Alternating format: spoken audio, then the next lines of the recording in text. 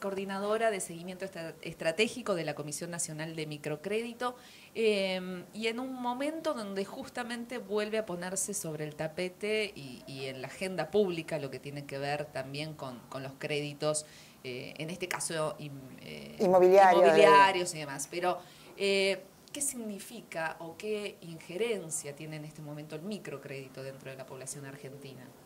Bueno, mira, una de las cosas importantes de destacar es que hace muy pocos días también se entregó en la Casa Rosada de parte de la Presidenta de la Nación y obviamente acompañada por la doctora Alicia Kirchner, Ministra de Desarrollo Social, el crédito 250.000 dentro de esta política pública que se inició en forma mucho más sostenida, profunda, abarcativa y desde una concepción nacional y popular y con la fuerte decisión del Estado Nacional a partir de la Ley 26.117 que se promulgó en el año 2006, justamente en el breve periodo en que Alicia fue senadora.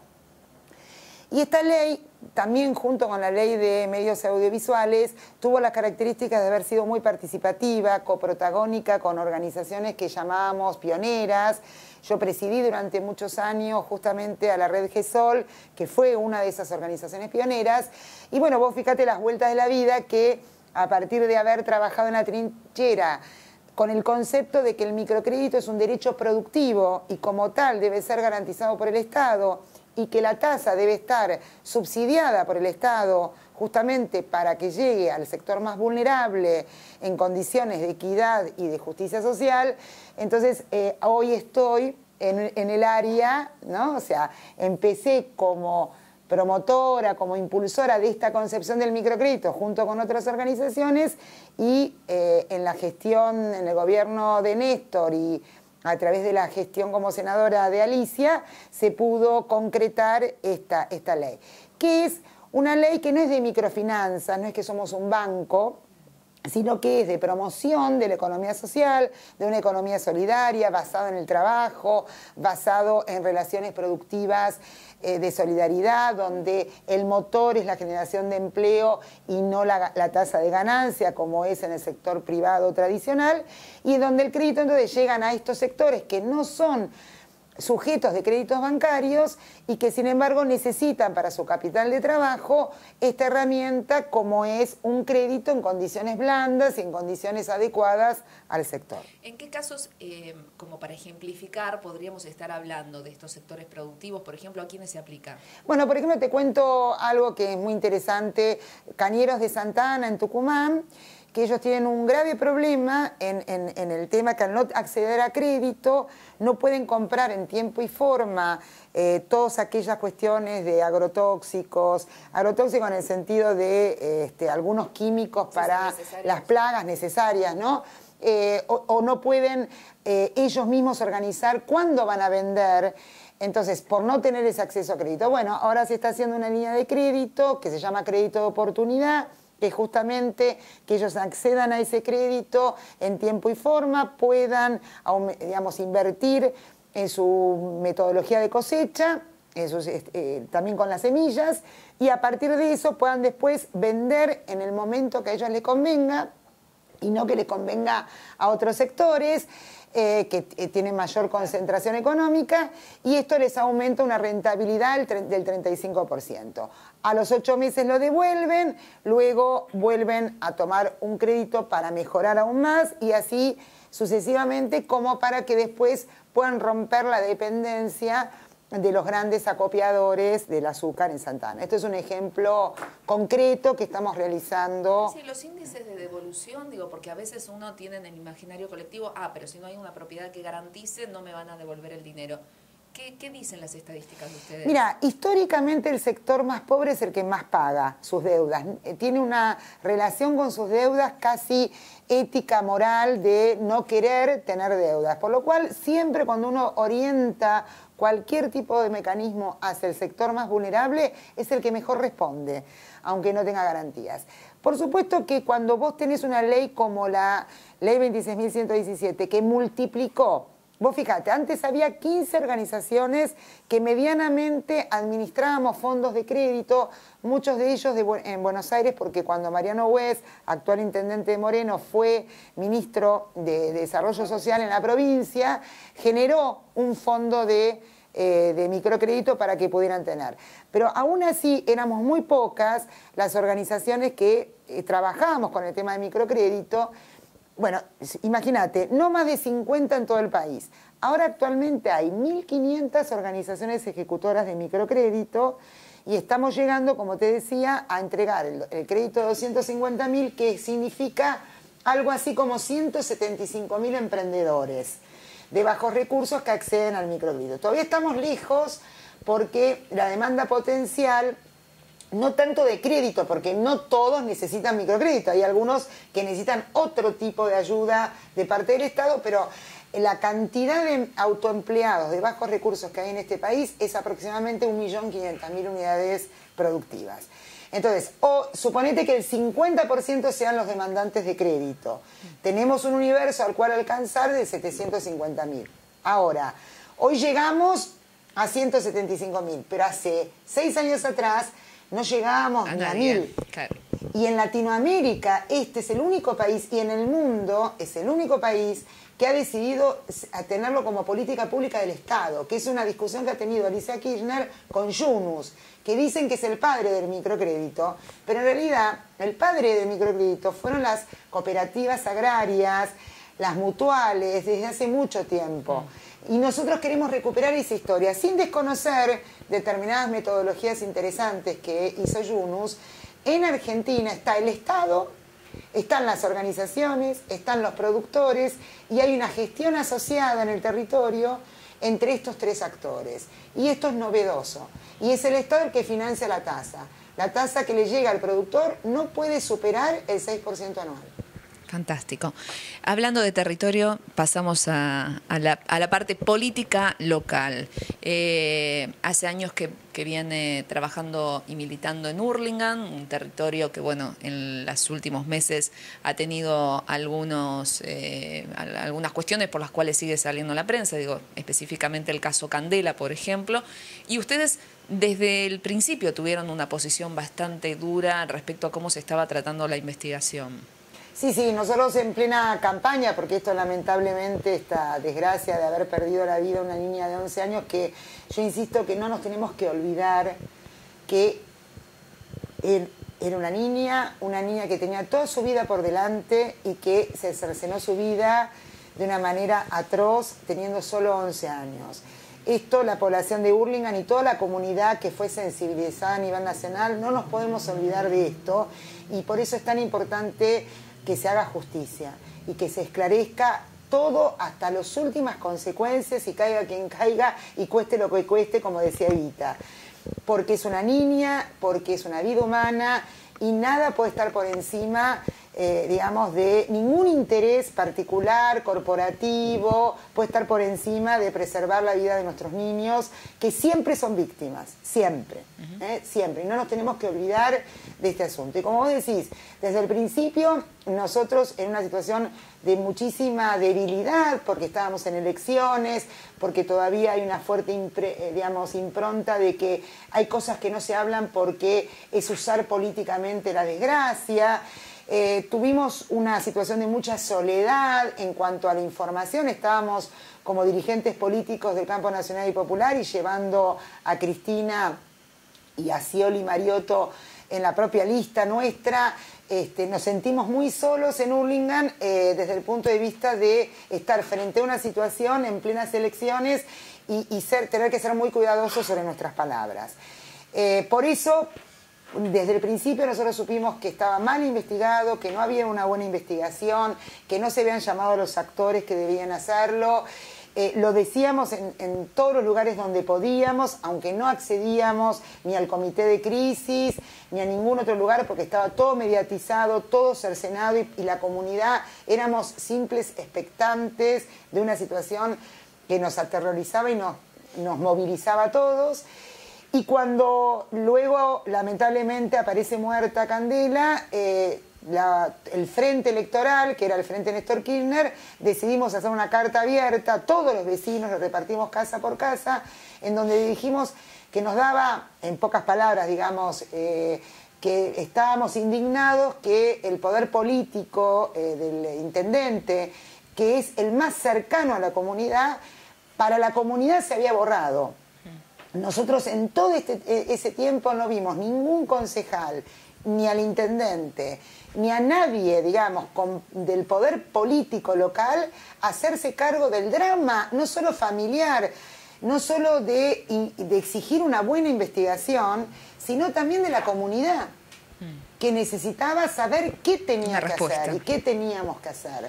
Estuvimos huérfanos y eso es una responsabilidad política que nosotros no se lo perdonamos al señor intendente y que le seguimos reclamando su falta de compromiso, su falta de ética y su falta de cumplimiento de la función pública. La niña vivía en Hurlingham, fue desaparecida, pongamos un término tan terrible para la historia, pero que fue así, no sabíamos nada. Los padres, en este caso la madre, había hecho la denuncia a la justicia y a la policía, la escuela también lo había hecho. Desde ese momento, la responsabilidad es del poder político y del poder judicial. No hay otra responsabilidad. Después podemos hablar de otras responsabilidades. Y la responsabilidad política inmediata es el intendente. Y en todo ese tiempo nosotros tuvimos ausente la figura del intendente. No sabemos dónde estuvo, no sabemos qué hizo y no nos satisface y si en todo caso él, como dijo y se publicó, estaba al frente del comité de crisis, lo hacemos responsable entonces de la mala investigación, porque él sí tenía la posibilidad de exigir una buena investigación y no lo hizo. No lo hizo. Patricia, nosotros, el equipo periodístico de Buenos Aires 2.0, que viene siguiendo varios temas de Hurlingham, ha sufrido en los últimos días algunas amenazas, algún grado de coacción por parte del intendente Luis Acuña, y a raíz de eso nos pusimos a mirar la historia política de Hurlingham y encontramos muchas similitudes con el caso de Troncoso, con el caso de otras personas que en algún momento se pusieron en la vereda de enfrente política, donde hubo intimidaciones, donde hubo persecuciones, donde se plantean causas armadas. ¿Cómo es militar en Hurlingham? Mira, es muy difícil y la verdad que uno se pone como ciudadano y como militante un poco mejor cuando aparecen casos como los de Cariglino, donde se empieza a investigar, donde se empieza a cuestionar un modus operandi en la militancia, y también nos parece que es importante que la lupa de la dirigencia política nacional, provincial, de toda la comunidad organizada ponga también atención en Hurlingham. En Hurlingham es como que se ha naturalizado durante mucho tiempo determinadas cosas que si uno las cuenta son aberrantes y que no es que suceden, no es normal que sucedan en democracia y sin embargo han sucedido. De atrás para adelante, digamos, ¿no? También muy cercano a las elecciones el año pasado, todos vimos por televisión cómo se arrojaba a un concejal opositor por una escalera. También, yendo más atrás, uno puede rastrear denuncias o situaciones en las cuales otros miembros de la oposición o que eran del gobierno y después se pasaban a la oposición fueron atacados físicamente. Todo eso es muy difícil de probar, ¿no es cierto? Y me imagino que cada una de estas personas habrán hecho sus denuncias correspondientes. Pero sí yo puedo hablar de lo que nos pasó a nosotros. Y eso sí, lo puedo expresar en forma pública y comprobable. Nosotros en el año 2001, creo que fue aproximadamente, uno ya después empieza a perderlo, yo era candidata a presidenta de una sociedad de fomento, de la Sociedad de Fomento San Damián. En ese momento el presidente del Consejo Deliberante era Luis Acuña, actual intendente, y el intendente era Juanjo Álvarez, que luego descubrimos que había sido un servicio de la CIDE. Así fue como se dio a publicidad no hace mucho tiempo. Y bueno, es una sociedad de fomento muy paradigmática, en la cual nadie le daba bolilla, pero que está en un barrio muy peronista, muy histórico, que es el barrio San Damián. Nosotros nos presentamos a elecciones después de normalizarlo y después de evitar que se perdiera la matrícula porque nadie le había prestado atención. Y se presenta otra lista opositora, bancada por el municipio. Nosotros habíamos renunciado, yo había sido funcionaria de Juanjo Álvarez, de la Intendencia, y como ellos estaban jugando con Menem y nosotros estábamos en contra de Menem, habíamos renunciado. Y en ese contexto es que se produce esta elección y directamente una patota ha descubierto, con gente que incluso después fue concejal. Yo no voy a dar nombres ahora porque están todos denunciados en la justicia de Morón con nombre y apellido, que nunca la justicia de Morón hizo nada, ni siquiera me convocó a ampliar la declaratoria, digamos, y jamás, hasta donde yo sé, lo citaron a todos con nombre y apellido que nosotros habíamos dicho, y el poder político después los premió porque uno de los que más habían sido denunciados, después fue premiado como concejal y fue concejal y responde al señor Acuña. Bueno, y en ese momento, cuando ganamos las elecciones, nuestra lista irrumpió una patota, además de que durante todo el tiempo sufrimos amenazas, habían cortado las calles para que la gente no pueda acceder a votar con gomas quemadas, vendían vino y droga enfrente. Nosotros habíamos pedido custodia policial, cada 2 por 3 desaparecía la custodia policial, habíamos pedido un veedor de La Plata que por suerte estuvo y que fue el que impidió luego con su testimonio que se apropiaran de la sociedad de fomento. Bueno, nosotros con mucha tranquilidad, tratando de no generar conflictos. Ganamos las elecciones y cuando se sabe el resultado, entra una patota bajo la orden, a Patricia la queremos, no puede salir viva, y los vecinos, había mujeres embarazadas, niños, me protegen, y empiezan esta patota a repartir piñas. Tenían 2 compañeros hospitalizados, yo amenazada, patearon mujeres embarazadas. Entonces, ante esa situación, y cuando yo le decía busquen a la policía y me decían la policía no está, hago como que renuncio. Yo sabía, porque había sido asesorada, que si uno renuncia bajo presión y puede demostrar después la presión, queda sin efecto. Y por suerte el veedor, cuando se arma el despelote, había saltado, digamos, y se había ido con las actas, ¿no? Que daban constancia de que nosotros habíamos ganado. Por lo cual yo hago como que renuncio. En el interín mi marido, mi compañero de vida, que falleció en el 2008, secretario político nacional del peronismo 26 de julio, secretario general, perdón, fue y le dijo al comisario: ¿qué haces acá? Mandá a mi compañero, fue un compañero detenido desaparecido en Campo de Mayo, se escapó y fue el principal testigo contra los represores. Entonces le dijo: mirá, vas a terminar cebando mate en Ushuaia, así que levantate de ahí. Lo acusaron de provocador, dijo: yo no soy un provocador, yo soy fulano de tal. Creo que ahí se asustó la policía y nos fue a buscar y nos sacó, digamos. La policía había hecho un cordón impidiendo que el barrio nos viniera a defender. Digo, ¿vos relatás todo esto y cualquier similitud con Malvinas es pura coincidencia? No, yo no creo que sea pura coincidencia. Lo que digo es que esperemos que, por favor, el poder político, digamos, de la primera sección electoral, el propio PJ, el propio Frente para la Victoria, los propios legisladores, el gobernador, el vicegobernador, pongan atención, porque esto no pasó en el Far West, ni en el siglo pasado, ni en dictadura. Esto pasó y está totalmente constatado desde la denuncia en el AEDO, la denuncia en la Fiscalía de Morón, los medios periodísticos del Espejo, no existía La Opinión, El Progreso, todos los medios locales. Se le puede convocar a los periodistas que estuvieron al tanto, todas las sociedades de fomento, porque después se hizo... Bueno, finalmente la llave, mirá qué terrible la convivencia, es que en ese hecho, después, bueno, nos retiramos, ellos usurparon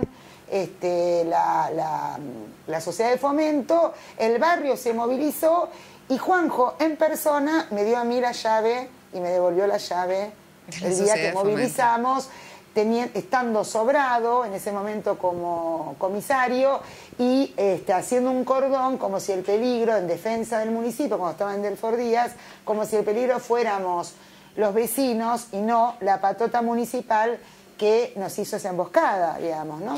Patricia, ¿qué paraguas judicial le adjudicas al Poder Judicial de Morón?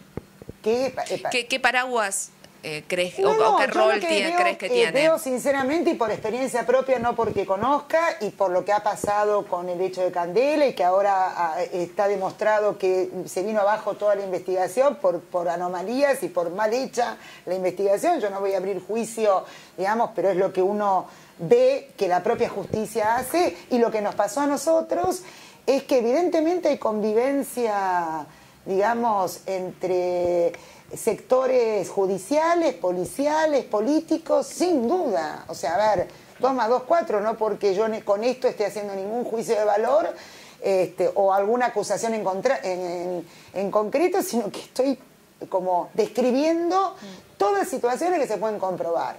De lo que no puedo comprobar, puedo sospechar, puedo pensarlo, pero no voy a hacer, digamos, no voy a hacerme cargo de algo que... No, además, yo no tengo por qué probar nada, para eso está la justicia. Digamos, uno como ciudadano, como militante, como dirigente, tiene determinados resortes. Ahora, para eso está la justicia. La justicia es la que tiene que investigar y tiene que investigar bien. Y para eso está el poder político, para controlar que esa investigación se haga bien.